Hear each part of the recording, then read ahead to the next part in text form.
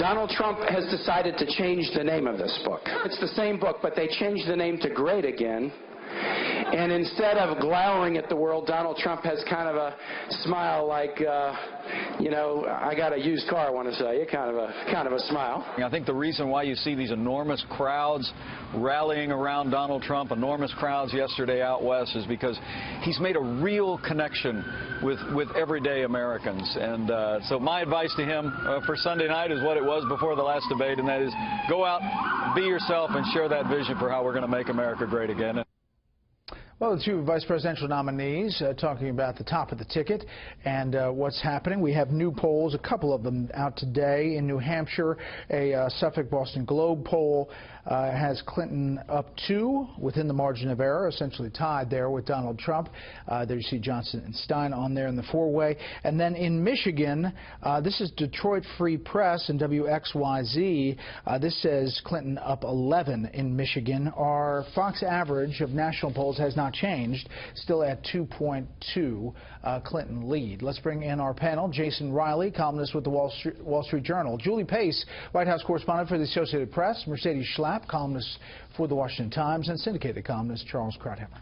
Okay, state of the race, Jason. Well, Trump is still behind, and that's the bottom line.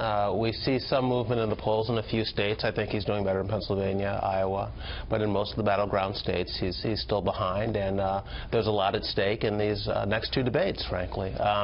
We'll have to see if he can pick up where Pence left off. I think he would be wise to copy his VP pick's poise, his temperament. I think it served Pence very well in that debate, and not allow himself to get baited into responding to all of these divisive things that he said. I think that would serve him very well. He is doing town hall, Julie. He is reportedly getting advice from Chris Christie. Interesting that he's going to New Hampshire for this town hall, a place that Christie obviously owned town halls. But a little practice before Sunday. Absolutely. I mean, the thing that's interesting about Trump right now going into this town hall debate is that most general election candidates come into the town hall with a lot of practice under their belt from the primaries. Town halls are a staple of primaries in New Hampshire and in Iowa. Trump didn't do that. He did rallies at these events. So he's not as practiced as Clinton is. He's not as practiced as Chris Christie is. I think that it's a good idea for him to be doing a practice town hall tonight. We're getting some reports, though, that the audience is handpicked, that they may be suggesting, or they may be having to submit their questions in advance, which is nothing like what Sunday night is going to be. But for Trump, more practice. I think the Clinton people have had their share of handpicked. Absolutely, but if you're going to practice for a nationally televised debate where you're not going to know the questions, you might want to give yourself some practice in that kind of environment a couple days ahead. Mercedes. Well, Trump's got to be ready for a very scripted attack dog Hillary Clinton on Sunday. That's why she's in seclusion. She's going to be with some new, fresh... Even in front of a town hall where there are people that are kind of looking for emoting and engaging, you think that even in that environment... I do think so, because I think he's got to stay focused on learning how to pivot to his strengths and pivot to Hillary Clinton's weaknesses. So it is dealing, although he will be answering the question to the audience or to that particular person, the fact is that Hillary Clinton is still going to be there, and the fact is that Hillary Clinton will continue trying to bait him. And if he turns around and says, we're going to let me talk about my tax returns a lot more, and doesn't do what Pence did, which Pence was able to ignore Kaine and really pivot on Hillary Clinton's weaknesses, I think that's a strategy that Donald Trump needs to adopt. Okay, here is Donald Trump. One of the ads Hillary Clinton has out now deals with the things that Donald Trump has said in the past. You've seen different versions of this ad. There's a new one out about body shaming, and Donald Trump was asked about that yesterday.